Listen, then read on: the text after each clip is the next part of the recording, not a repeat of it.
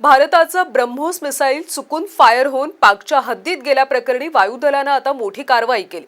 3 अधिकाऱ्यांना सेवेतून बडतर्फ करण्यात आले। यामध्ये एक ग्रुप कॅप्टन, एक विंग कमांडर आणि एका स्क्वाड्रन लीडरचा समावेश आहे। 9 मार्च 2022 रोजी ही धक्कादायक घटना घडली। 40,000 फूट उंचीवरून आणि वायूच्या तिप्पट वेगाने हे क्षेपणास्त्र पाकच्या हद्दीत पडलं। सुदैवाने त्यावर कुठल्याही प्रकारचा बॉम्ब नसल्याने जीवितहानी झाली नाही। या घटनेनंतर पाकिस्तानमधून तीव्र प्रतिक्रिया व्यक्त करण्यात आल्या होत्या। त्यामुळे संरक्षण मंत्री राजनाथ सिंग यांनी देखील या घटनेची गंभीर दखल घेतली होती आणि यानंतर आता तिघांना बडतर्फ करण्यात आलं।